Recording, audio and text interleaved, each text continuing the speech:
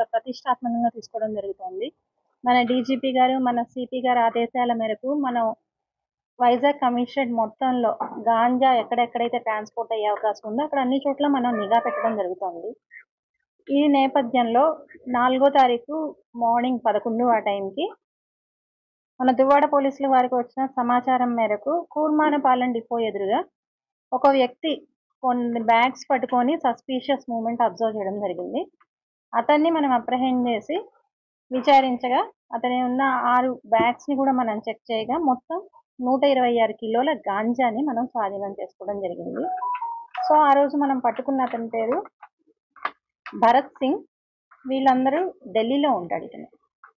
So అతన్ని మనం interrogate చేసినప్పుడు ఇంట్రాగేషన్ లో తేలింది ఏంటి అంటే భగత్ సింగ్ మరియు రాజ్ సింగ్ ఇద్దరు కూడా ఢిల్లీ పరిసర ప్రాంతాల్లో బట్టల వ్యాపారం చేస్తూ ఉంటారు. వీళ్ళకి అమిత్ సింగ్ అని ఇంకొక ఫ్రెండ్ కూడా ఉన్నాడు. వీళ్ళందరూ కలిసి ఈ అమిత్ కుమార్ సింగ్ అన్నతను ఇతను కూడా ఢిల్లీ రెసిడెంట్. ఇతను వైజాగ్ లో ఒక రూమ్ రెంట్ కి తీసుకొని మర్రిపాలెంలో ఒక రూమ్ అద్దెగా తీసుకొని మన ఏజెన్సీ ఏరియా నుంచి గాంజా కొని ఢిల్లీకి రవాణా చేస్తున్నట్లు అలా బిజినెస్ వీళ్ళు చేస్తూ ఉండగా అతనికి సహకరిస్తే కమిషన్ ఇస్తానని వీళ్ళకి చెప్పడం జరిగింది.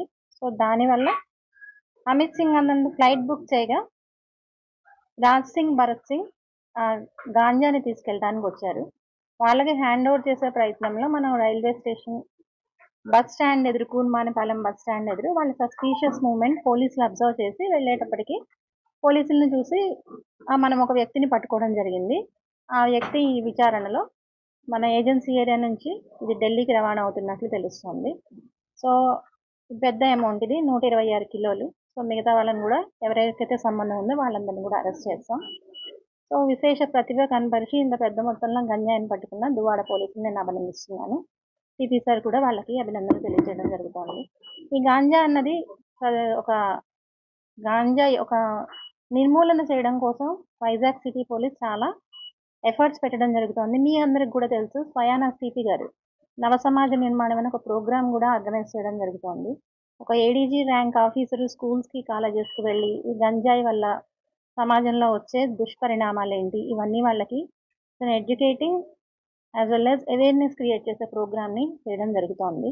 సో అలాగే ఈగల్ని కూడా ఎస్టాబ్లిష్ చేయడం జరిగింది. సో మాతో పాటు ముందుకు రావాల్సిన విశాఖ పౌరులను కూడా మేము కోరుతున్నాం. 1972 ఈగిల్ టోల్ ఫ్రీ నెంబర్. మీకు గాంజా గురించిన ఎలాంటి సమాచారం ఉన్నా దయచేసి 1972కి కాల్ చేయండి, లేదా మా కంట్రోల్ 100 or 112 కాల్ చేసినా కానీ మీ వివరాలని ఖచ్చితంగా గోప్యంగా ఉంచుతాం.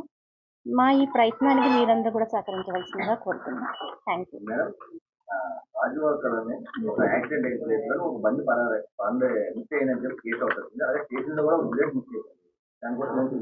Law and order police station గురించి అయితే నేను చెప్పగలుగుతాను. ట్రాఫిక్ అంటే అడిషనల్ డీసీపీ గారిని అడగాలి. ట్రాఫిక్ పోలీసులు పట్టుకున్న బైక్స్ వివరాలు మా దగ్గర ఉంటాయి. ట్రాఫిక్ పోలీసులు అయ్యి ఉంటుంది అది.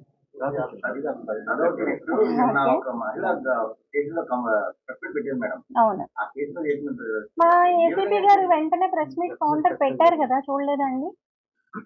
ఏసీపీ గారు చెప్పండి. ఇందులో 2 కేసులు జనవరి నెలలో ఇద్దరు గొడవడుకున్నారు, కొట్టుకున్నారు. మన శాంతకుమార్ ఇద్దరు 2 కంప్లైంట్ ఇస్తే 2 ఇన్వెస్టిగేషన్ లో రోజా మీద ఉన్న కేసు మేము తీసామంటే ఆవిడకి మనం చట్టపరంగా సాయం చేసినట్టు అవుతుంది. అలాగే ఎఫ్ఐఆర్ రిజిస్టర్ చేసినప్పుడు 354 సెక్షన్ వేయలేదు, మళ్ళీ కోర్టులో మెమో ఫైల్ చేసి 354 సెక్షన్ కూడా వేయడం జరిగింది.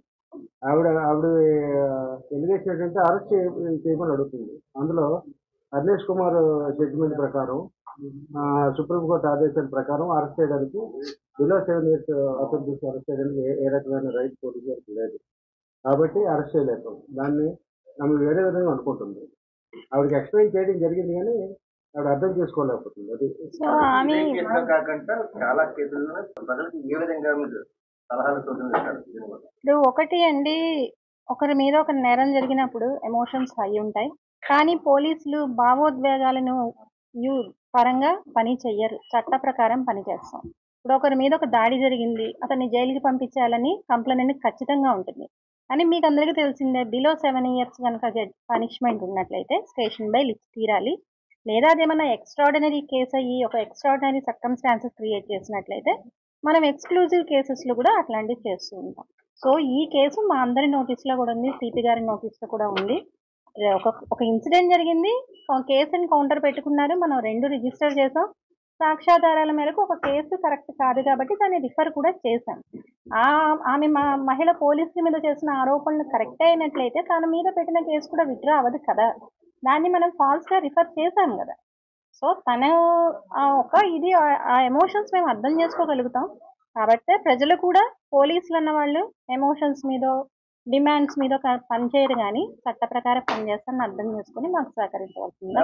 మరిన్ని వీడియోస్ కోసం ఛానల్ ని సబ్స్క్రైబ్ చేయండి. లేటెస్ట్ అప్డేట్స్ కోసం వాట్సాప్ ఛానల్ ని ఫాలో అవ్వండి. ఆ లింక్ డిస్క్రిప్షన్ లో ఉంది.